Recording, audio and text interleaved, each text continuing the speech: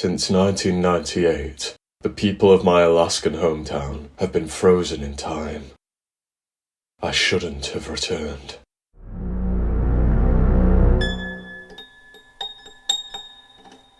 When the edged wind came to our village, it seemed like a typical Alaskan gust, one fitting for late December. Then, as the tall tide of frost lashed against the shore of our home, the sagging branches of the yellow cedar trees stopped bouncing, and I abandoned the idea of the breeze being a breeze at all. By the time others understood that, the time for running had passed. The unholy wind reached the village's main road, causing two moving cars to sharply and statically stop. The vehicles were frozen in place, much like the people within those metal graves. Onlookers, enjoying a brisk afternoon in the park, began to scream as they watched loved ones succumb to that supernatural end, imprisoned in a capsuled moment of time. Those first few victims, however, were the lucky ones. They'd been oblivious to the fate which awaited them. True terror was endured by those who beheld the raw power of the terrifying wind, those unfortunate enough to see the end coming. Regardless, the remaining townsfolk, cursed with the knowledge of the village's impending doom, still futilely attempted to escape the approaching breeze. Those fleeing residents, far slower than the unnatural frost, were halted in haunting poses as the wind bit into them. Limbs were inexplicably suspended in mid-air positions. Eyes were left wide and unblinking. Mouths were cursed to forever gape in horror. "Run!" Dad screamed, sprinting towards us from a nearby park bench. My brother, my childhood friend, and I were sitting in a sandbox. I was engrossed in a fantasy world, wondering whether my imagination had conjured something in reality. I thought my mind had transcended to a higher plane. It was a child's coping strategy for trauma. However, I accepted the severity of the situation when my father shoehorned the three of us into his Volkswagen Golf. The icy jaws of the wind were nearly nipping at the rear of the vehicle as Dad twisted the key in the ignition. But the beat-up car rapidly lurched forwards. My father wrenched us away from the frost, seconds before it consumed us. "Daddy, where are we going?" I tearfully asked. I don't know, Gillian," my father weakly moaned, manoeuvring around fleeing cars and pedestrians. "Are we picking up Mummy?" Alan asked. Dad ignored my brother's question. I was only 8 years old at the time, but I knew that my mother wasn't coming. I understood the significance of the tears in my father's eyes. For 26 years, I successfully managed to suppress that memory. Did such a good job, in fact, that I almost believed it had all been a dream. I started to believe that we had simply moved away from our hometown, and Mum must have chosen to stay. Dad never convinced me otherwise. He never talked about what happened. Neither did my brother. Leon, the childhood friend who fled with us, moved to an orphanage in Anchorage. We wrote to each other for a couple of years, but his replies became less and less frequent. Eventually, he stopped responding entirely. I used to wonder why my father didn't adopt my friend, but I suppose that would have forced Dad to accept what happened. And like me, he had no intention of doing that.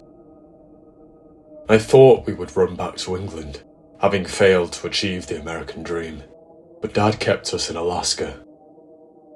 I assumed that he'd been driven by stubbornness, or guilt, perhaps. We'd already fled our hometown. Perhaps fleeing across the pond would have been a step too far. Perhaps it would have felt like truly abandoning Mum. My father didn't tell anyone the truth. He never went to the police, and he never returned to look for my mother. "Don't look back, kids," I remember him whispering as we escaped the frost.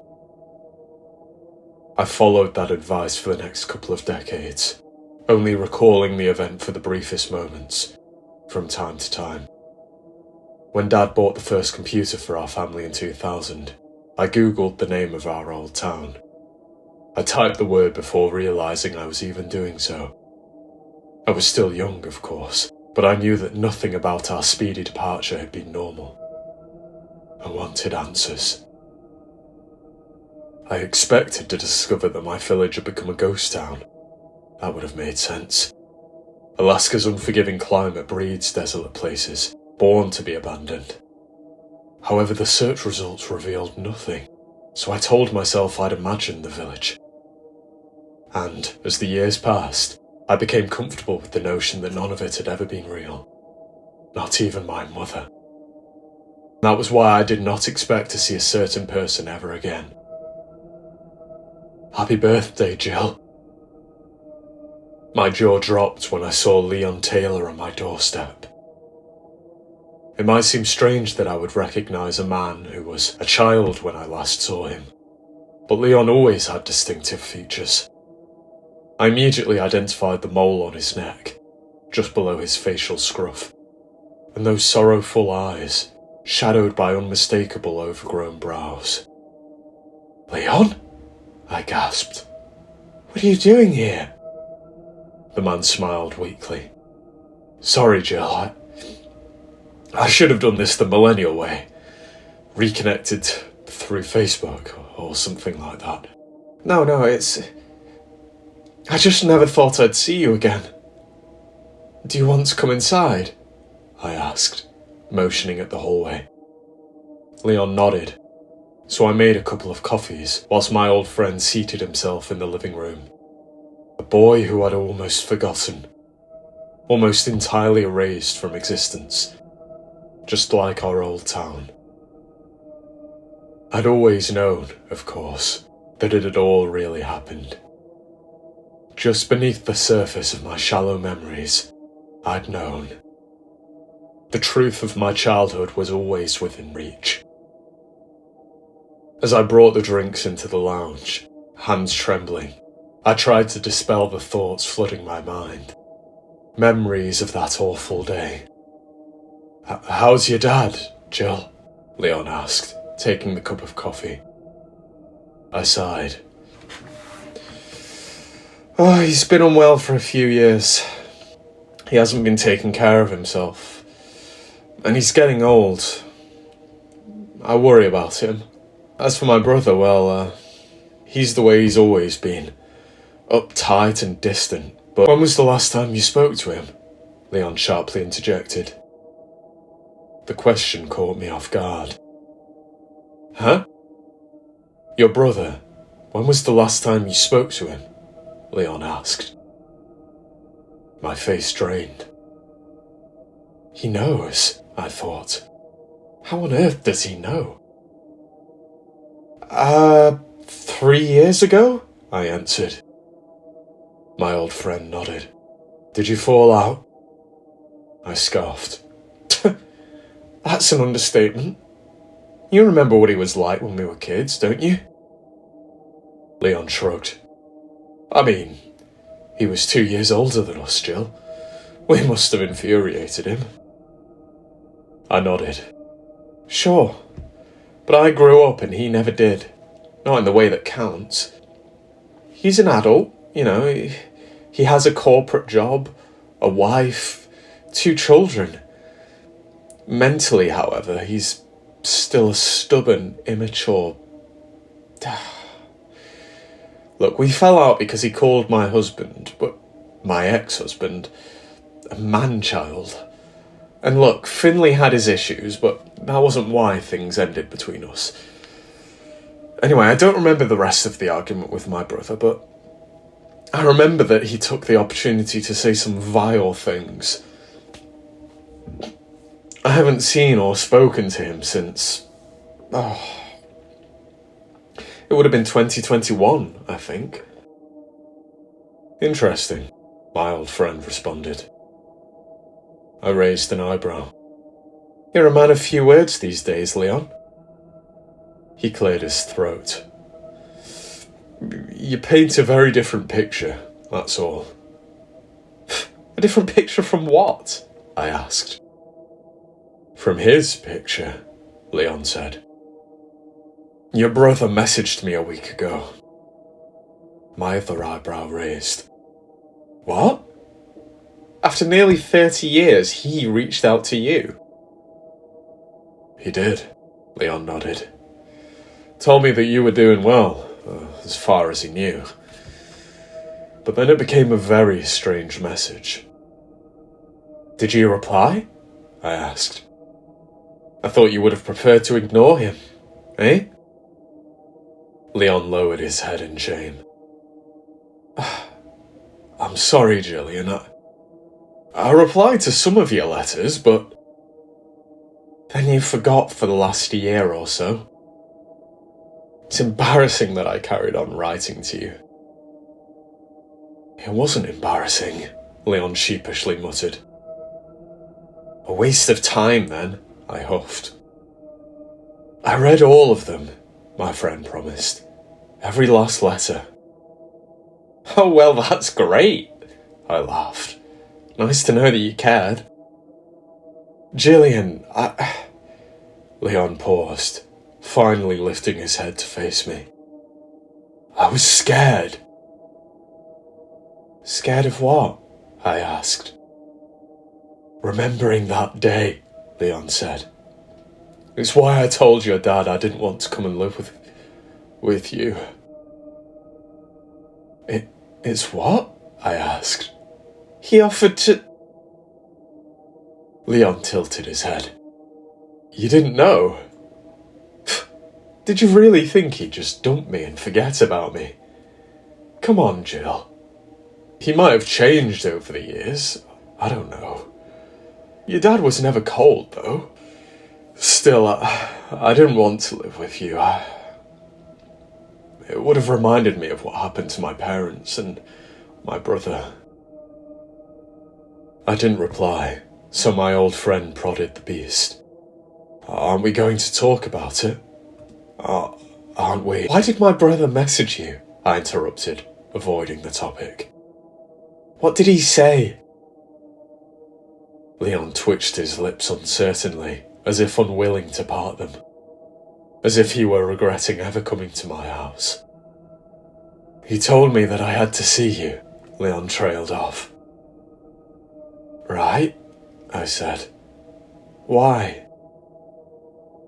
Your brother said something insane, Gillian, he replied. He claims that Arnold Walker visited him in Fairbanks. My jaw fell. I beg your pardon? Arnold Walker? My brother's school friend? My brother's childhood friend? Leon nodded. Huh. He got away too. Wow.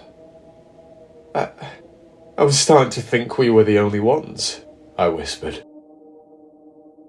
My old friend's face was growing paler.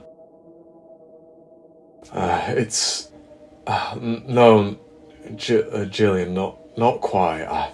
Alan said something that still seems, impossible. He said that Arnold Walker did not arrive on his doorstep as a 36-year-old man, but a 10-year-old child. My stomach dropped. The natural response would have been to discredit such an outlandish story, refuting it with a rational explanation. But Leon's revelation served to do only one thing.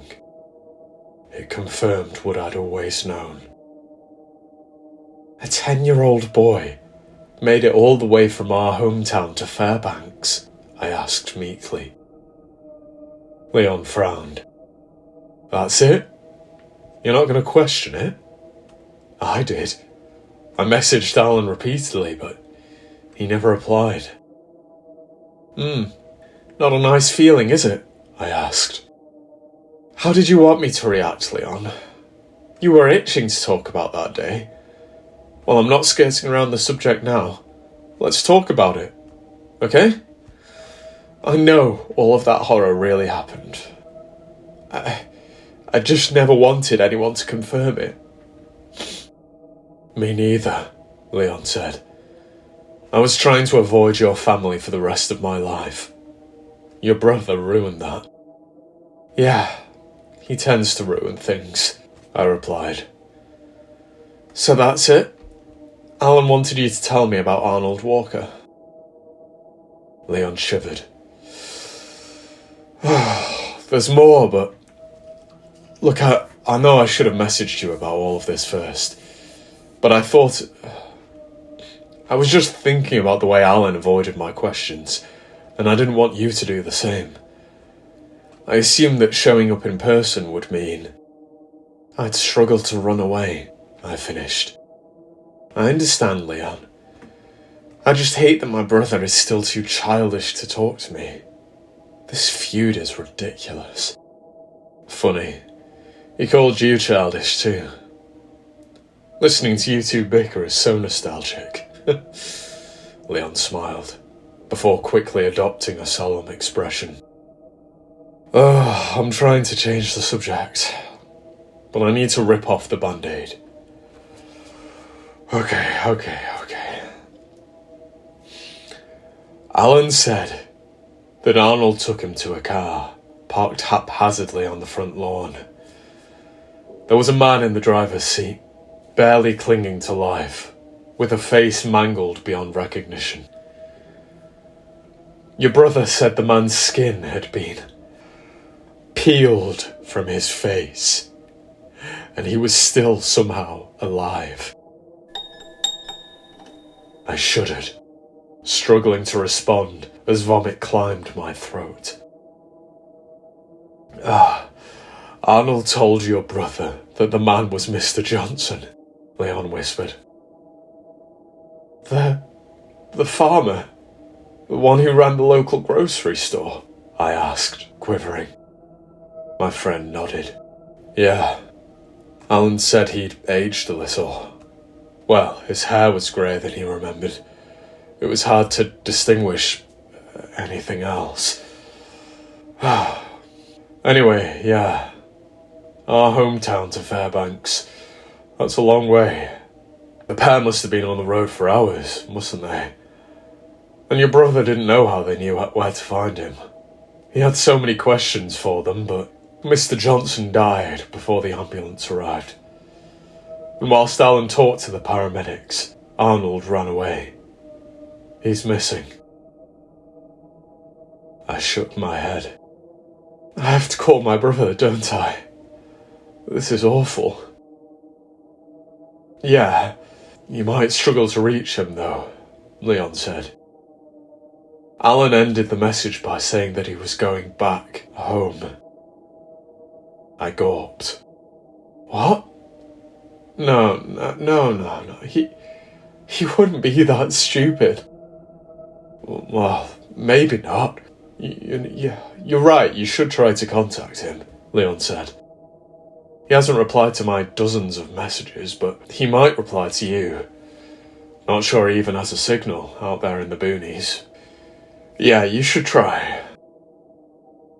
I spent an hour trying to contact my brother, in various ways, but he did not respond. Alan had vanished, and I knew, like it or not, that I had to return to our village too. I should have told Dad, would have told him, had he not been one bad day away from a heart attack. In spite of the loathsome man he'd become, I loved him. I didn't want to remind him of the place we'd fled. One person should be spared the horror of remembering, I thought to myself. So, our journey began. Leon and I, two strangers who'd spent formative years together, piled into my Kia. We drove from Anchorage to a place that I'd long hoped had never really existed. I was going to be horribly disappointed. On a nondescript road that burrowed into the Alaskan wilderness, my throat started to twist and constrict. The outer edge of my vision shrank, and my head pulsated with a slowing rhythm as the world slipped away from me. I struggled to breathe as I came to terms with an awful fact. I recognised that endless road. "Gillian?" Leon began. "Don't," I begged. I didn't want to hear it. I wasn't ready. I'd known all along, of course, that our village existed, even when extensive research had revealed nothing about the town. I'd known the truth. When I thought of the way the breeze consumed the village, erasing its residents, it made sense that the breeze would erase the very place itself. After all, even I'd started to doubt its existence, and I'd lived there. Accepting the unearthly nature of the event wasn't as tough as you might imagine. If anything, I had fought hard to deny it. I wanted to dismiss the possibility of a paranormal force, but I'd witnessed it with my own eyes. Even if there were some Alaskan breeze, powerful enough to instantaneously encase people in ice, we hadn't witnessed that. We'd seen something else. We'd seen that glacial wind freeze reality, freeze our village. Not its people, but its tether to time. After an hour of following the frosted landscape, we saw something familiar on the horizon.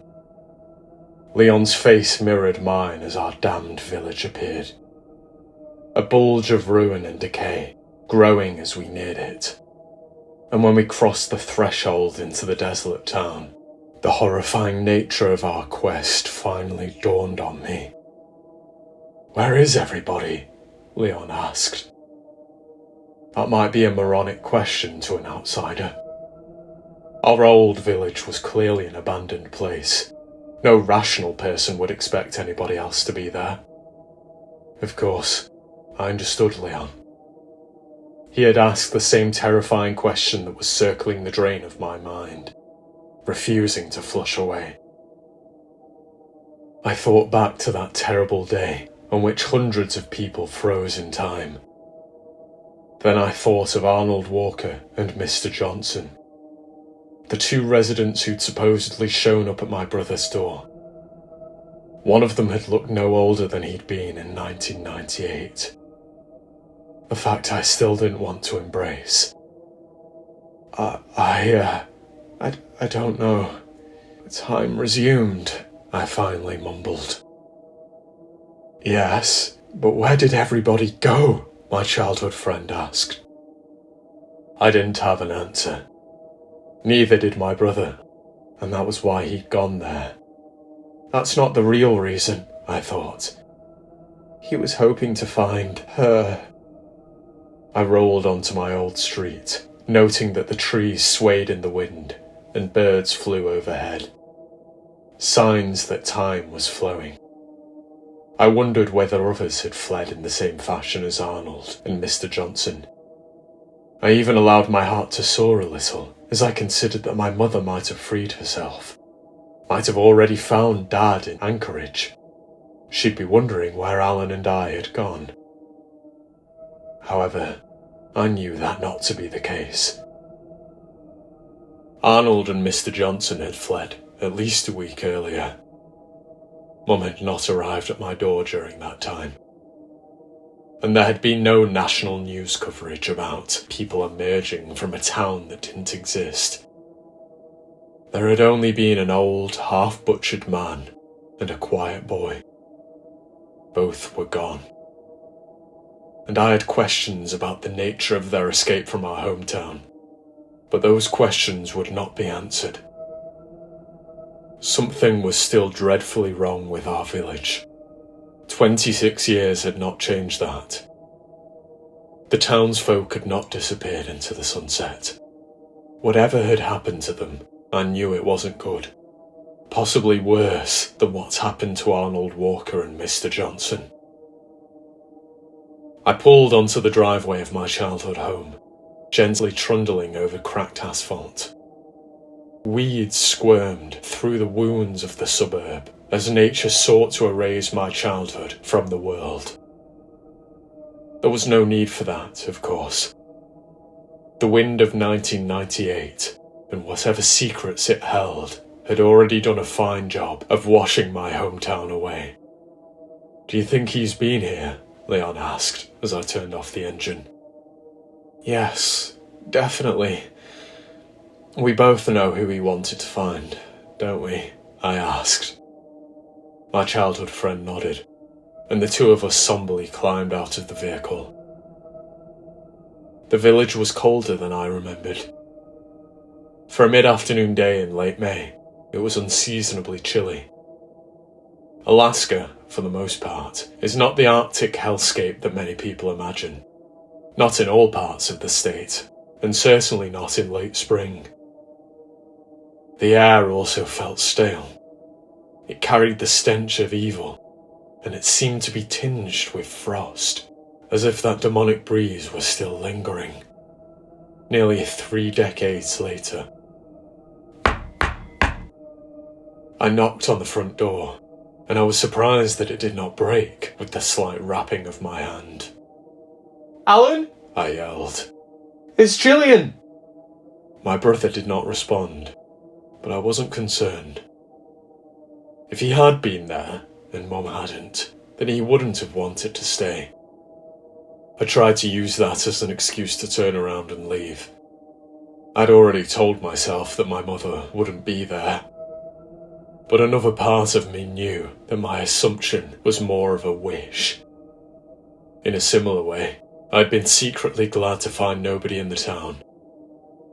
There was only one person I hoped to find in my old village, and that was Alan. I was terrified by the prospect of finding anything else. "Jill," Leon started softly.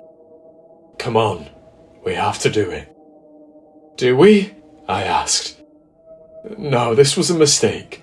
We should turn around." "I agree," Leon sharply interjected. "But first we have to find your brother. He told me he was coming here. He was telling the truth. You know that. I know that. When we find him, we'll convince him to come back with us. We'll convince him to leave this place behind too. Okay?" "Why did you come to see me, Leon?" I asked. "You could have ignored my brother's message. It would have been easy. You could have pretended that none of this had ever happened. That's what you did when you started ignoring my letters, isn't it?" "I deeply regretted that for years, Jill," he said. "You were my best friend. You were more than that. We were just kids, but I loved you. I've not made another connection like ours, okay? Not even in my adult life. I'm sorry for cutting the cord, okay?" "I know," I replied. "That's why it hurt so much when you let our friendship peter out. If you'd cut me off from the start, I would have understood, but it just felt like you'd stopped caring." Never. Never. I just lost the strength to bear that. "Trauma," Leon explained. "Every letter was a reminder, and That's why I came to your door.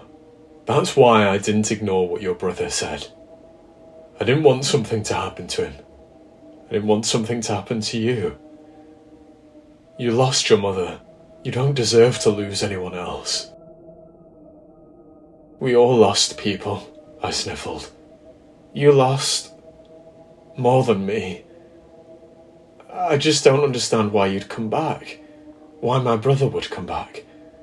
I don't even understand why I've come back." "We never really left this place, did we?" Leon asked. "Not in our minds. Even though this town doesn't exist in the eyes of the outside world, it never left us. Never let go.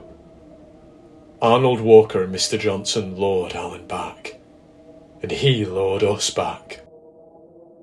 "That's an unsettling way of looking at it," I timidly replied. "It's the only way I've been able to look at it," he said. "Whatever claimed this place, it remembered us. and it made sure we remembered it. Not that the event would be easy to forget. You know, for years I thought I'd lost my mind. But after talking to you and Alan, I know that was never so. I mean, it's unlikely that we'd have experienced a shared delusion, isn't it? No, it all really happened. I know that. And the memory replays in my mind every day. I'll never get rid of it. Well, Dad seemed to do a good job of erasing this place from his mind, I said. I knew that wasn't true. My father had never forgotten. That was made apparent by his deterioration. He drank to dull the pain. My brother and I had a close relationship with our father before we left the village. Afterwards, he changed. We all changed. Yes, losing Mum had fractured the family, but there was more to it than that. I started to consider that Leon might be right. Perhaps the frost hadn't ensnared the two of us, but it had certainly bitten us. Do you want me to do it? Leon asked. I wanted to be courageous enough to open the door, but I wasn't. I nodded meekly and stepped aside, allowing my childhood friend the nightmarish task of facing whatever lay within my old home. He pushed the door handle down, expecting the house to be unlocked, but it wouldn't budge. Shall we try the back? I asked. Leon took a few steps off the porch. I quickly realised what he was planning to do, and I opened my mouth to utter a protest. However, my hulking friend charged before I spoke a single word, and he hurled his body into the door. It quivered in its frame, but it did not give. "Leon!" I cried. "What are you doing?" "Oh, well, I don't suppose you have the key," he panted, massaging his shoulder. I held up my hands. "Look, just calm down, let's..." My friend rushed forwards again, and the result was the same. This time, however, Leon released a groan of pain. "Oh!" clutching his arm a little more tightly. "Stop! You're going to hurt yourself," I said. "Look, let's take it in turns to kick the door. That'll work better, won't it? And it won't cripple either of us." Leon nodded, and the two of us firmly booted the door near the handle.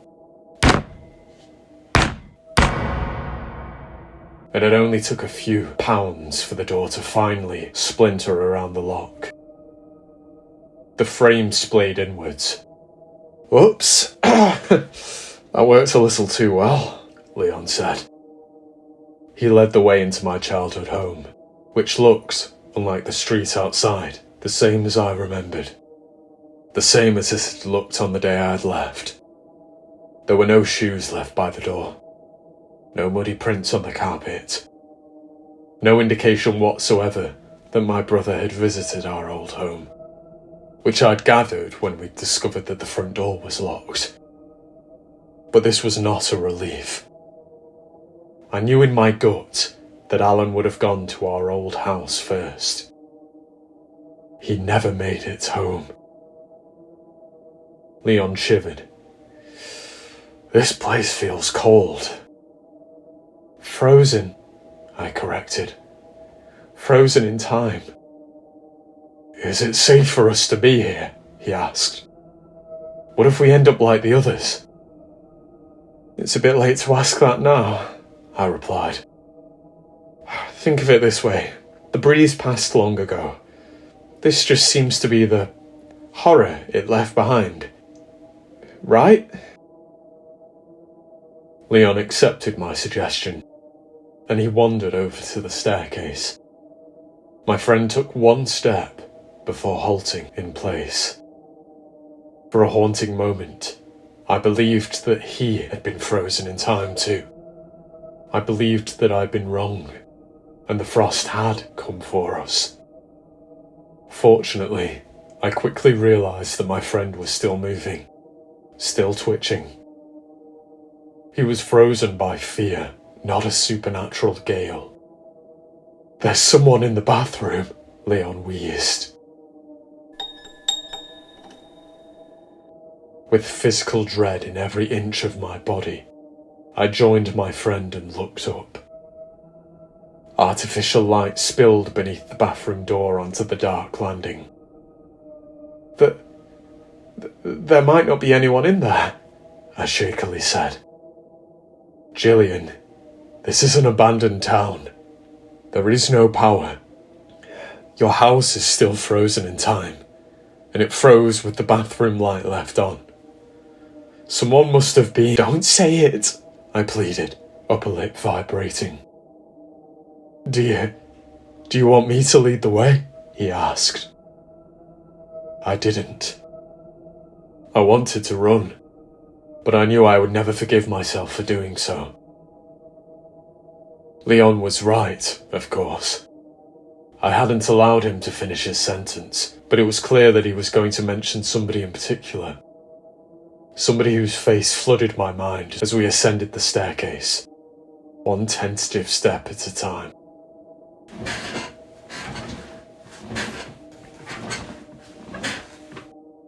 Somebody whose name started to tickle my lips as Leon grasped the handle to the door. I moaned as Leon inched it open. My mother was inside, and she hadn't aged.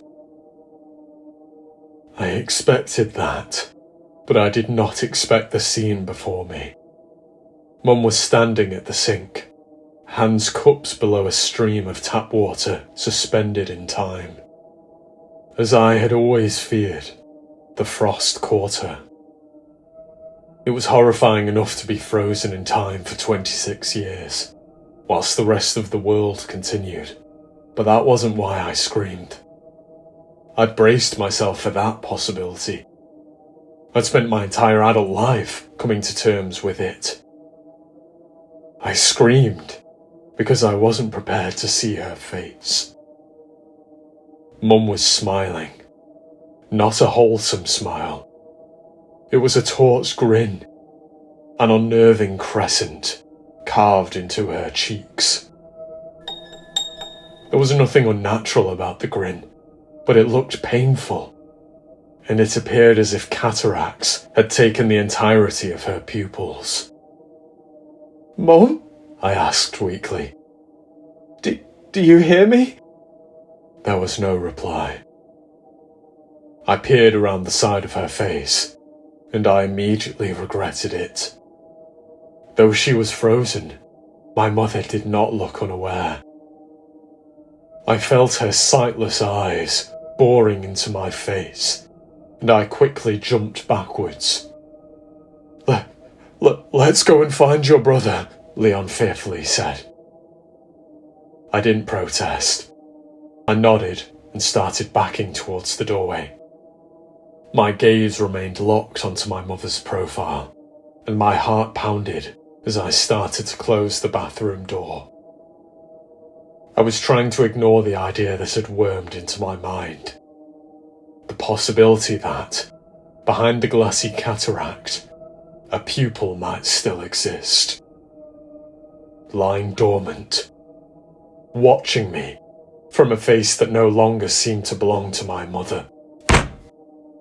After I shut the door, Leon and I took a few moments to control our breathing.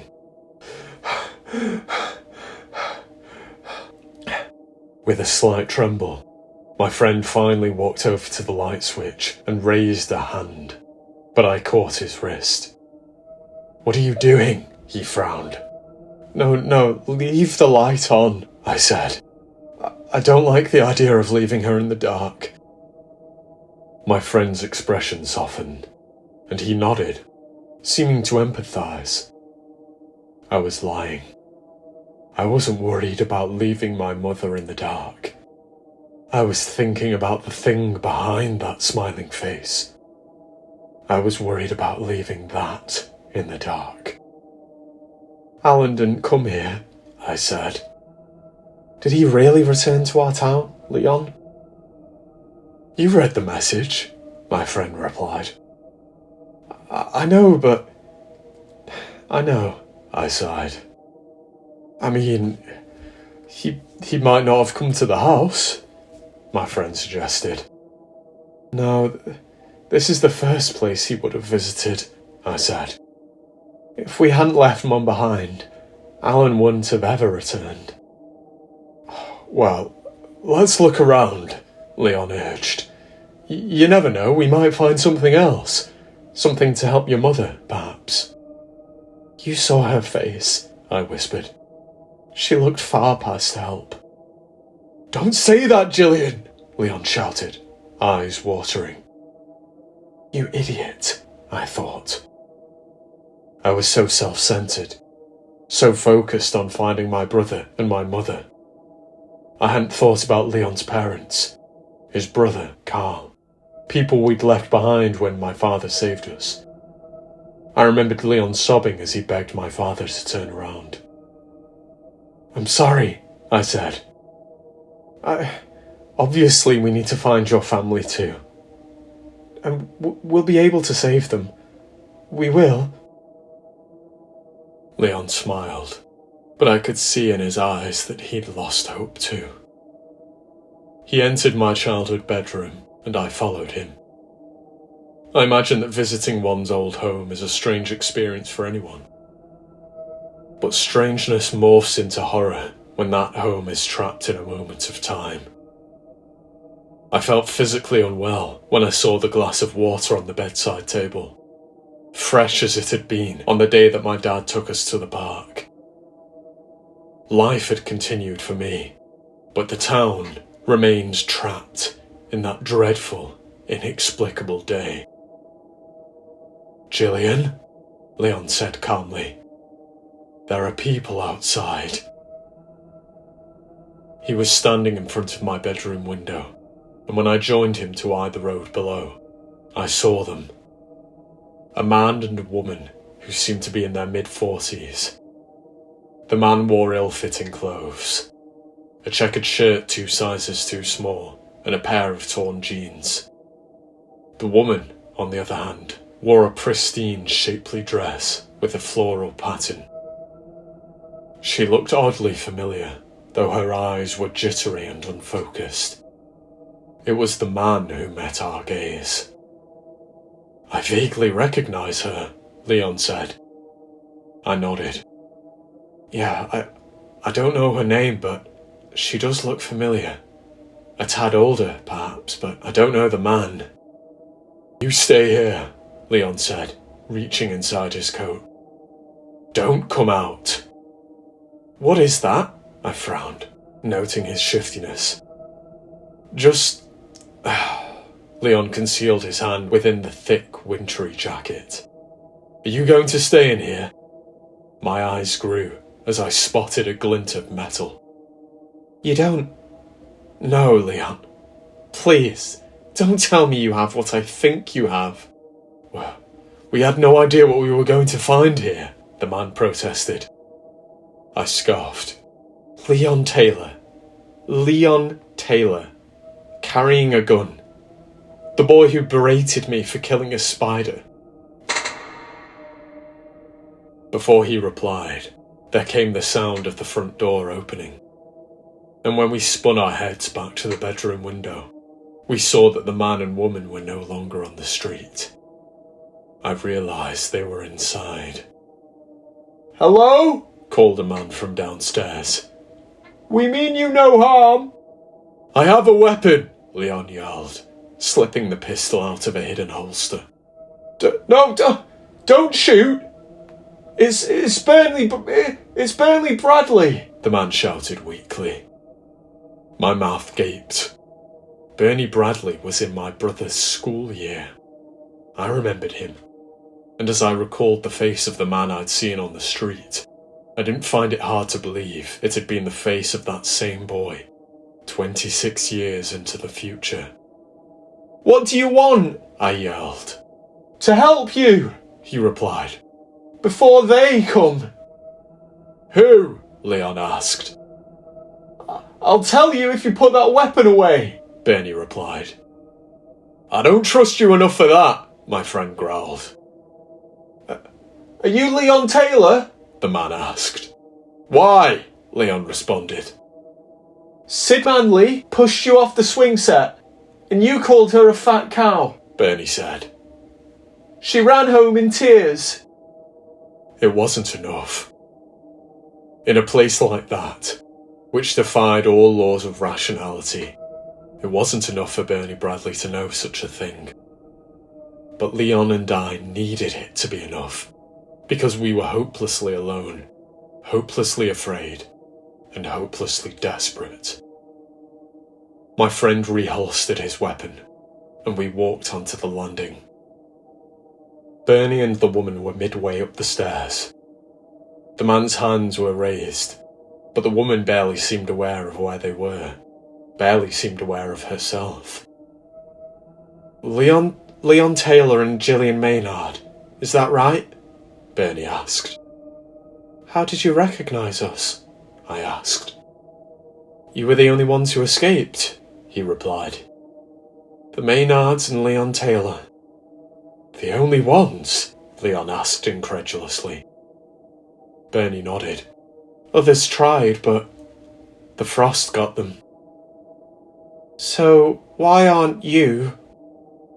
I started, unable to finish. Mind if we sit down before I answer that? Bernie asked. I looked at Leon, and my friend begrudgingly nodded. We all headed to the living room and sat down. Once we did, Bernie Bradley told us an incredible story, and the woman beside him simply rocks on the sofa, face painted with a disturbing smile. Bernie had been a 10-year-old boy, doing homework at his bedroom desk, and then a chill had swept through his room. When he woke from that dark slumber, Bernie remembered nothing but a black void. He might have been there for an eternity, or it might have been less than a moment. Still a 10-year-old boy, sitting in a desk chair, Bernie looked out of the bedroom window.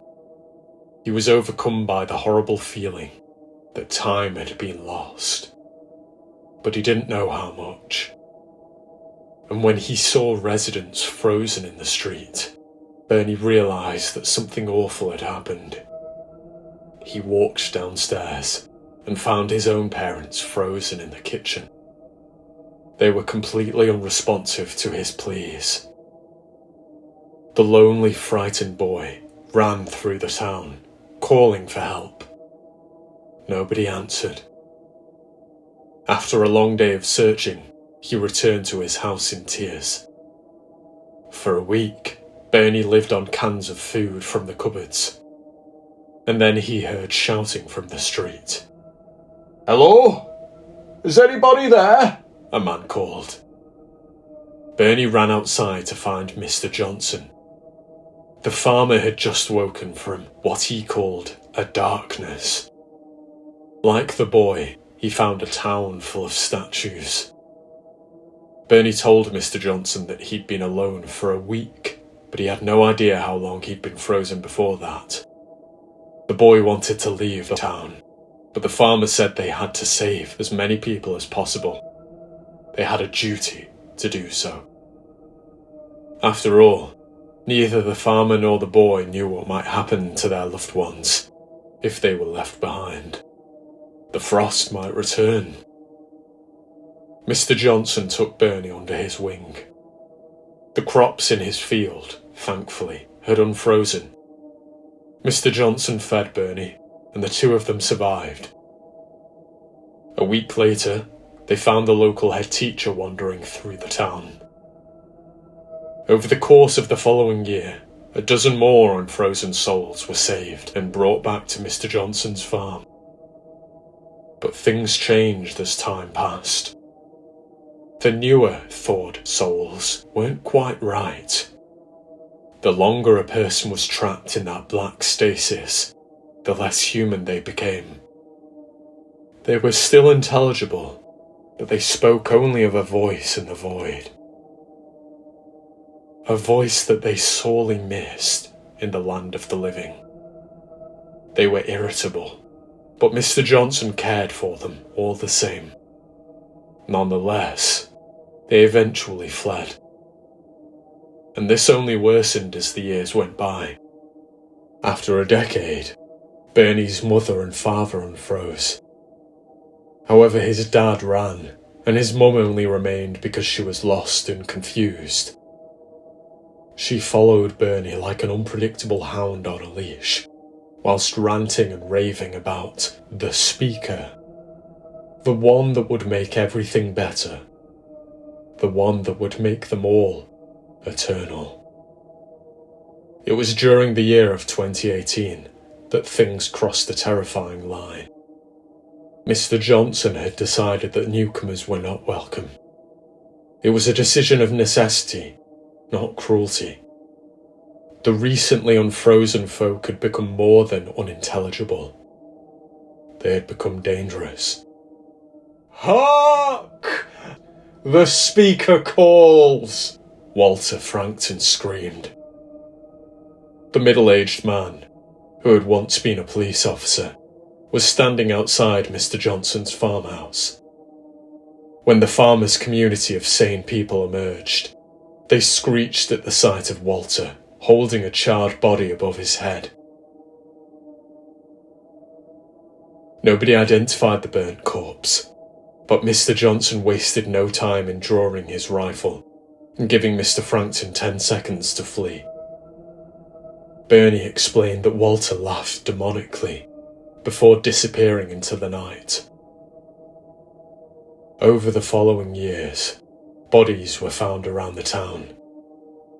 The corpses with distinguishable faces were always smiling. Followers of the speaker would relentlessly pursue Mr. Johnson's community, so the sane folk put distance between themselves and the cult of the speaker. Few of Mr. Johnson's followers understood why they stayed, yet nobody felt able to leave. Something was keeping them there. A couple of weeks before Leon and Di arrived, Mr. Johnson finally announced his plan to leave. There were murmurs of uncertainty from members of his community. Everybody wanted to escape, of course. They'd always wanted to escape, but fear had stopped them. Still, they trusted Mr. Johnson. If anybody had the power to safely lead them away from the place controlling their minds, it had to be the brave farmer. Packing and preparations began. However, some days later, Bernie Bradley happened to look out of an upstairs window. It was late at night. The old man was wandering aimlessly onto the driveway, stumbling towards his vehicle like a drunkard. Bernie said there was a small child standing beside the car. The young boy led Mr. Johnson to the driver's door with a smile, and the two of them fled.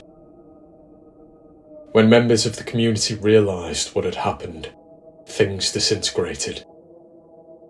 A few days later, a Molotov cocktail found its way through a window, and everybody dispersed. The sane folk ran in different directions, and Bernie was left with his mother. "We've been running for the past few days," Bernie explained. I keep finding the bodies of people from my community. Charred corpses. Skinned corpses. I tried to leave this town, but it wouldn't let me. The farther I drove, the sharper the icy pang in my heart. I knew I would die if I were to keep going. "How did you find us?" Leon asked. I heard you," Bernie replied. "Hard to miss the sound of an engine in a dead place like this. I had a hunch that it might be you two." "Why? Did you see my brother?" I asked hopefully. Bernie frowned. "Alan's here. Oh, that might explain the ruckus a few days ago. I'm sorry, I don't know what I heard. Noise. Lots of it. Look, never mind that. You and Leon have to run whilst it still lets you. The frost might be gone, but something lingers." "The speaker?" Leon asked. "That's what they call it," Bernie nodded. I was lucky to never hear its voice, or never remember hearing it. I don't know what it tells people. My mother won't say. Bernie looked at the woman next to him, the one who appeared to be the same age. I suddenly realised that he must be a fair few years younger than her. The horror of this place had aged him beyond his years. It will be so glorious. Bernie's mother giggled, eyes bearing faint pupils behind mild cataracts. You're fortunate they didn't see you arrive, Bernie whispered. Otherwise, you'd be dead already. But they'll come, sooner or later. And you need to listen to me if you want a safe way out of here, okay? We need to distract them. Keep them off your backs. I shook my head. I need to find my brother. I know he came to this town. I thought he'd be in the house, but... Walter wanted him, Bernie's mother hissed. The woman stopped rocking, stopped smiling, and her head snapped to face me with such eerie speed that I thought it might entirely disconnect from her neck. Bernie quivered, seemingly just as horrified by her words as the rest of us. Mother? He asked. Walter wanted him. Walter wanted him. Walter wanted him. The woman laughed, taunting me. What does she mean? I sobbed. Does Walter Frankton have my brother? Bernie's face whitened. If he does, your brother has been killed. For crying out loud, Bernie, Leon replied. Why would you say that? I sniffled. I won't leave until I know. He's gone, Gillian, Bernie said. We don't know that, I cried. I thought the others were sitting in stunned silence because I'd spoken so assertively. However, as I calmed my breathing and the throbbing sensation in my ears quietened, I heard it too. The sound of laughing voices. Bernie's mother started to smile broadly, looking as uncomfortable as my mother, but grateful for the privilege of the discomfort. You don't want to see this, Jill. We'll head through the back. Do not go into the street, Bernie hoarsely pleaded as I rose. But I was already running to the door. I flung it open and started to dart down the path with Leon and Bernie in tow. Then my eyes met the mob spilling beyond the end of the street. The crowd easily numbered 100 people, and each face wore a terrible smile. Wore eyes glassy, yet all-seeing. There was a man shuffling from the crowd towards me, like a terrified toddler taking its first steps. I tried to blot his face from my mind. I didn't want to see it, though it was too late for that. I'd seen everything the moment I faced the crowd. After a few agonizing seconds, I fell to my knees and howled as I embraced the truth. The shuffling man who had been flayed alive was my brother. Alan reached towards me with an outstretched hand, weakly shouting something before toppling forwards.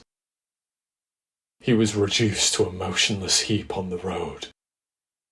Jill! Leon cried, rushing towards me. We have to go! I continued to wail as the gleeful crowd surged forwards.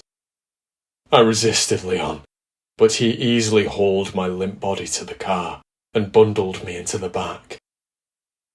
He needs help, I blubbered. He's gone, Jill, Leon whispered, echoing Bernie. What about you? What about your family? I asked. They're all gone, he replied, stepping on the accelerator. Staring through the rear-view window, I watched the crowd approach my old home. Bernie stood on the front porch, and his mother had her hands on his shoulders. The man did not run. As we pulled off the driveway, it almost seemed as if he, too, finally had a smile on his face. The mob swarmed Bernie, and I heard a brief cry of agony. It may have been ecstatic or fearful. It may have been both. When we crossed the border, no chill pierced us. Leon and I were free to leave, but I know we still belong to that town. I have always suspected that the wind grazed its teeth against my skin when I was a child. It grazed all of us. For even now, I feel that link. That urge to return to the salivating mob with a smile on my face. When I returned home to find that my father was missing, I knew he felt it too.